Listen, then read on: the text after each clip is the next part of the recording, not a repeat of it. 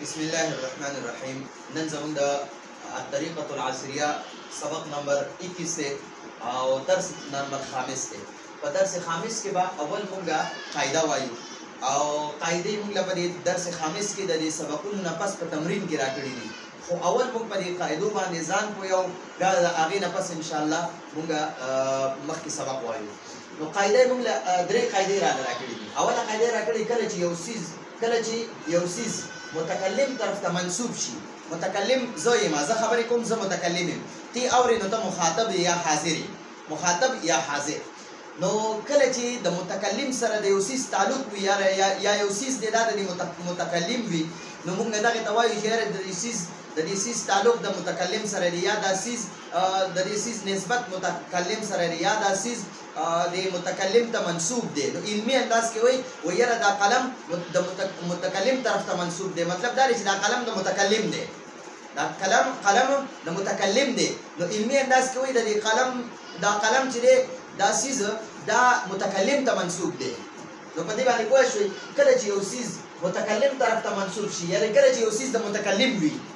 نو موږ علمي انداز کې وایو چې متکلم طرف ته منسوب شي. کله چې یو سیز د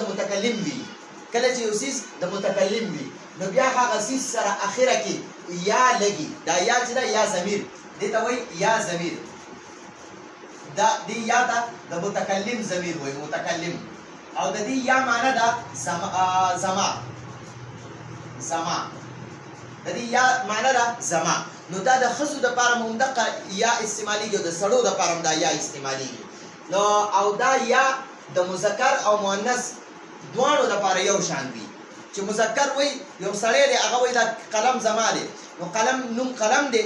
او د ده نسبت ځان ته کوي، یعنې دا وایي چې دا زما دی، نو هغې سره به اخره کې د قلم سره به اخره کې یا ولګوي، قلمي، زما قلم. او که ښځه وایي چې زما قلم، نو هغه به وایي قلمي، زما قلم. لکه کتاب نه کتابي، کتاب معنی ده کتاب، او کتابي معنی ده زما کتاب. نو دا کتاب پکې مضاف وي او دا یا متکلم چې دا مضافله وي. نو موږ اول د مضافله معنی کوو، وروسته د مضاف معنی کوو. نو د مضافله یا متکلم چې دا، او دا یاد وساتئ، دا یا به ساکن وي او یا متکلم والا دا یا به ساکن وي، د ده نه مخکې به همیشه زیر وي، زیر.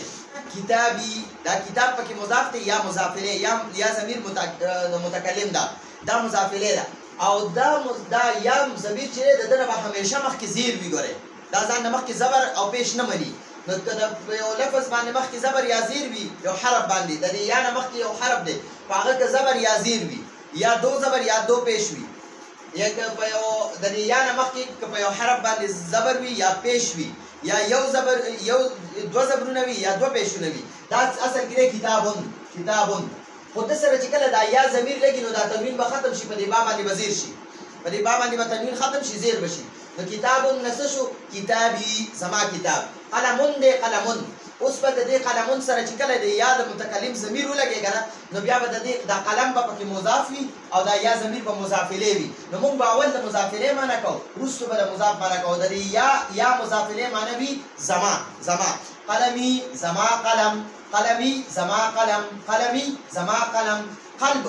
زړه ته وایي، قلبون دی. او اوس د ده سره چې کله یعنې متکلم ځان ته منسوب کوي چې دا زما زړه دی، دا متکلم وایي چې دا زما زړه دی، نو بیا به دې سره به د قلبون سره به یا ضمیر ولګي، نو قلبي، زما زړه، قلبي، زما زړه. دغه شان انف، پوزې ته وایي انفون. او د چې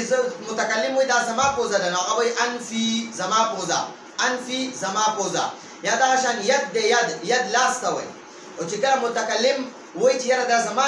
لاس دی، نو هغه به وایي یدي، زما لاس، یدي، زما لاس. سر ته رأس وایي، رأس سر ته وایي. اوس چې یو سړی وایي چې زما سر، نو هغه به وایي رأسي، زما سر، رأسي. د هر یو اسم سره چې کله یا لګي، نو بس دا مطلب دا چې زما دی دا سیز. اوس دا بورډ دی، دته سبورتون وایي، سبوره. نو اوس چې متکلم وایي چې دا زما بورډ دی، نو ګورئ سبورتون دی. نو اوس چې متکلم وایي دا زما بورډ دی، نو دا همدغه سبوره به ولیکي، سبوره. او دا تا نه ده، دا به داسې اوږده تا کې او زیر به پرې ولګي او یا به ورسره متکلم ولګي، سبورتي، زما بورډ. قلم، قلمي، زما قلم. کتاب، کتابي، زما کتاب. تلمیذ شاګرد تلمیذي زما شاګرد استاد استاد استازي زما استاد دغه شانتي مسجد جمعات ته وایي او مسجدي زما جمعات مدرسه مدرستون مدرسې ته وایي مدرستي زما مدرسه نو متکلم چې یو څیز ځان ته منسوب کوي چې متکلم وایي دا څیز زما دی متکلم وایي دا څیز زما دی نو موږ علمي انداز کې وایو چې یاره دا دې څیز نسبت یا دا څیز چې دی دا متکلم ته منسوب شو او موږ ساده پښتو کې وایو دا د متکلم دی دا زما دی دا زما دی او یا موږ وایو یار د دې څیز دا څیز ما ته منسوب شو علمي انداز کې وایو دا څیز ما ته منسوب شو موږ ساده خپله پښتو کې وایو دا څیز زما دی ٹھیک شوه نو دا خو موږ د یا متکلم خبره وکړو د دې یا متکلم معنا ده زما زما نو اردو کې وایي تمہارا تمہارے تمہاری دا درې وانا ول استعماليږي تمہارا تمہارے تمہاری نو دا ورنه په اردو کې استعماليږي او موږ په پښتو کې وایو زما هر یو سره لکه که ښځه وي هغه وایي چې دا څیز زما دی نو هغه به وایي هغه به موږ دغه یا استعمالوي او که سړی وایي چې دا څیز زما دی نو هغه به موږ دغه یا استعمالوي نو دا خو موږ سره د یا ضمیر متکلم والا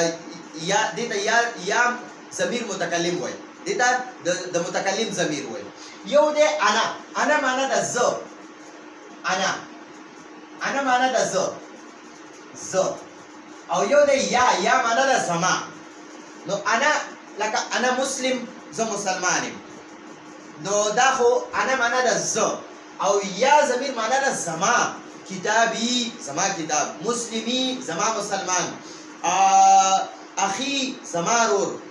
اختی زما خور امی زما مور ابی زما پلار ابنی زما زوی بنتی زما لور نو ګوره دغه سره دا یا ضمیر ولګي نو د هغې معنا د زما او د انا معنا د زه نو دا انا چې دی دا د متکلم ضمیر دی خو دا همیشه ځان له استعمالېږي همدغه شکل کې او دا یا ضمیر چې دی دا ځان له نشي راتلی ګوره دا به خامخا دنه مخکې به یو اسم وي دا د هغه اسم نه بغیر نشي راتلی دا د بل محتاج وي او دا انا د چا محتاج نه وي دا یا چې دی دلته مونږ قلمي سره ولګو نو ګوره د دې یا ضمیر نه مخکې دا قلم راغی نو دا یا ځان له نشي راتلی دا به خامخا د مخکې دنه چې مخکې کوم اسم وي هغه مضاف وي دنه مخکې کوم اسم وي هغه مضاف وي او دا ضمیر به مضاف الیه راځي نو دا خو زموږ سره د یا باره کې بحث و اوس دویمه قاعده ده وایي کله چې یو څیز د مذکر مخاطب معنا حاضر ته وایي چې کوم متکلم چې چا څه خبرې کوي نو هغه ته مخاطب وایي په دې طوا باندې چې زبر وي نو هغه حاضر ته وایي او چې په دې طوا باندې زیر کي که نه نو هغه متکلم ته وایي چې څوک خبرې کوي هغه ته متکلم هم وایي مخاطب هم ورته وایي او مخاطب حاضر ته وایي مخاطب په دې طوا باندې زبر نو دا مخاطب حاضر ته وایي چې ته اوس زما خبرې اوري نو تا ته حاضر هم وایي او تا ته مخاطب هم وایي په طوا باندې زبر نو کله چې یو څیز د مذکر مخاطب طرف ته منسوب شي یعنی کله چې یو څیز د حاضر کس وي نو مونږ وایو چې یاره دا ستا دی دا قلم ستا دی دا کتاب ستا دی دا بوټ ستا دی دا پکې ستا دی دا کمره ستا ده دا ګاډی ستا دی نو هغې دغه ته مونږ وایو یاره چې دا څیز د مخاطب دی دا څیز د حاضر دی د حاضر کس دی مونږ په ساده پښتو کې داسې وایو او په علمي انداز کې وایي یاره د دې څیز دا څیز چې دی وایي دا مخاطب ته منسوب شو مونږ وایو دا څیز د مخاطب دی او دې علمي انداز کې وایي دا څیز مخاطب ته منسوب شو نو د منسوب معنا ده چې یاره د ده کس دی د حاضر دی دا څیز یعنې د دغه کس منسوب نسبت ته وایي تعلق ته وایي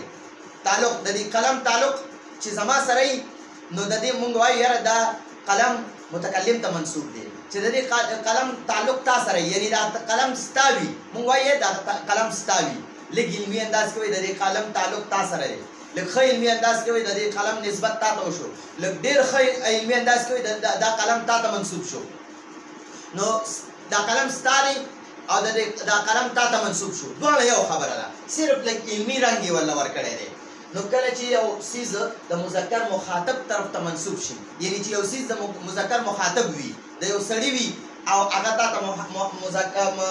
مخامخ ناست دی حاضر دی هغه ته مخاطب هم ورته وایي حاضر هم ورته وایي دا مخاطب او حاضر دا دواړه یو شی دی حاضر ته مخاطب وایي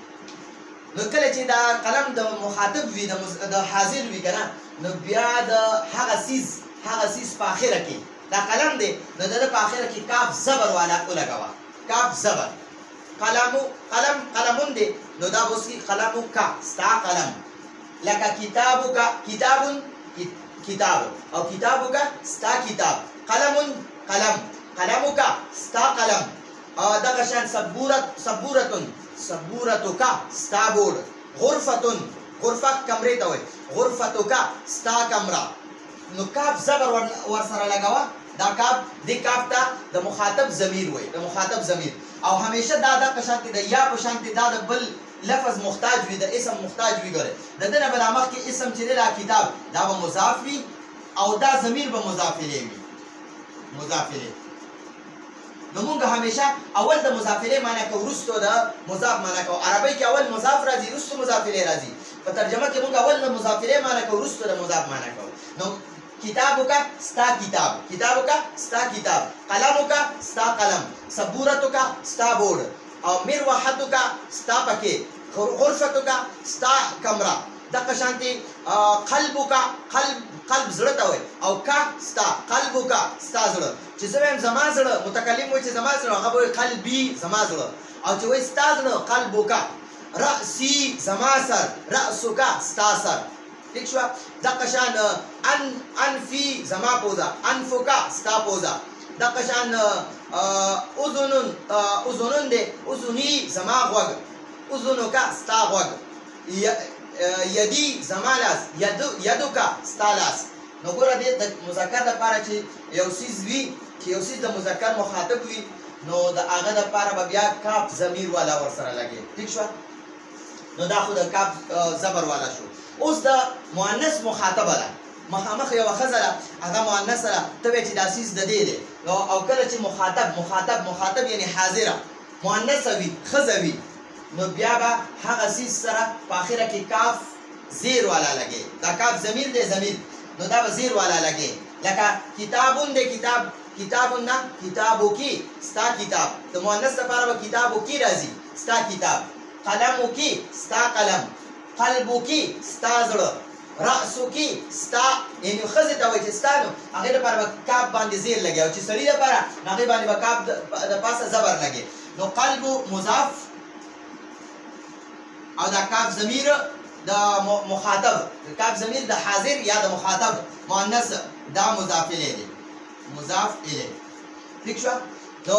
او کله چې مخاطب مؤنث وي نو بیا به هغه سیس سره په اخره کې کاف زیر والا لګي لکه کتابو کې یوې ښځې ته وایي چې ستا کتاب نو هغې ته به وایي کتابو کې چې یو سړي ته وایي ستا کتاب نو هغه ته به وایي کتابو کا یو ښځې ته وایي چې ستا قلم نو هغې ته به وایي قلمو کې او چې یو سړي ته وایي چې ستا قلم نو هغه ته به وایي قلمو کا ستا قلم او چې یوې ښځې ته وایي ستا زړه قلبو کې او چې سړي ته وایي نو قلبو کا اوس وګورئ موږ وایو جزاک الله الله دې تعالی بدله درکړي د دې جزا دې الله د دې درکړي نو هغه چې سړي دپاره به وایي جزاک الله کاف باندې به زبر وایي او ښځې ته به وایي جزاک الله تعالی دې الله د دې بدلې درکړي نو جزاک الله کاف باندې چې زبر وي نو دا سړي ته به وایي چې جزاک الله او چې ښځې دپاره ښځې ته جزاک نو هغې دپاره به وایي جزاک الله ٹھیک شو نو دا وګوره کاف د مذکر مخاطب سړي دپاره راځي او کاف زبر والا او کاف زیر والا چې دی نو دا د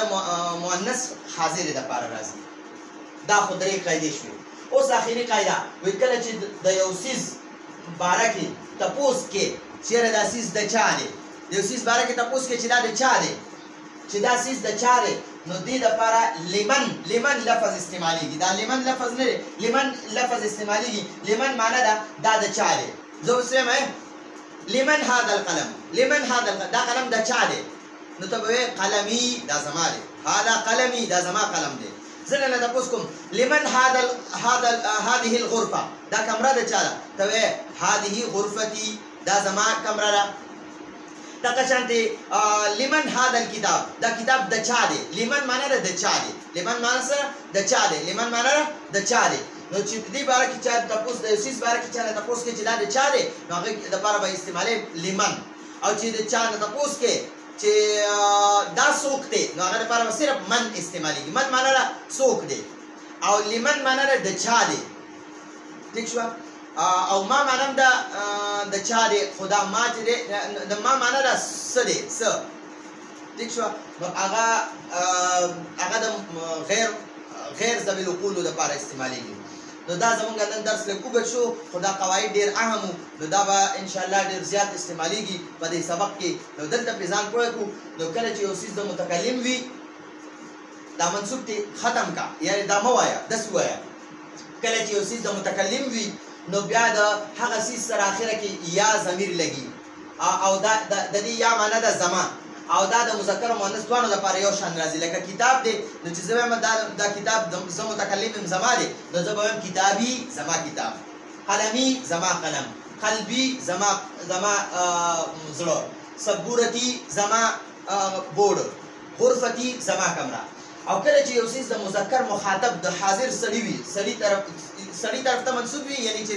یو څیز د یو سړي وي نو بیا به هغه څیز سره اخره کتاب زبر والا ولګي لکه کتابوکا قلموکا قلبوکا انفوکا اذنوکا رأسوکا نو دا د سړي ته وایي چې یاره دا ستا دی دا څیز او کله چې یو څیز د مخاطب مؤنث طرف ته منسوب شي یعنې یو څیز وي هغه حاضره ښځه ده د هغې وي نو بیا به هغه څیز سره په اخره کې کاف زیر والا ولګي لکه کتابوکي قلموکي قلبوکي انفوکي رأسوکي عینوکي اذنوکي یدوکي رجلوکي نو هغې سره به کاف زیر والا لګي او کله چې یو څیز باره کې تپوس کې د یو څیز باره کې تپوس کې چې دا څیز د چا دی نو هغې لپاره به دا لمن استعمالېږي لمن هذا القلم دا قلم د چا دی لمن هذا القلم دا قلم د چا دی نو دا د چا دی تپوس چې کې نو هغې لپاره به لمن لفظ استعمالوي نو دا لمن لفظ کاف زیر والا ضمیر کاف زبر والا ضمیر یعنی دا د مخاطب مؤنث ضمیر دی دا د مخاطب مؤنث ضمیر دی او دا کاف زبر والا د مخاطب مذکر ضمیر دی او دا یا ساکن چې ده نو دا د متکلم ضمیر دی نو دا ضمایر دي دا درې ضمایر یو کاف زبر والا یو کاف زیر والا او یو لمن لفظ دا به زمونږ په دې سبق کې ډېر استعمالېږي ځکه هم په دې لږ باس ډېر وکړو آینده درس پورې اجازت غواړو هذا هو المرام والله اعلم بحقیقت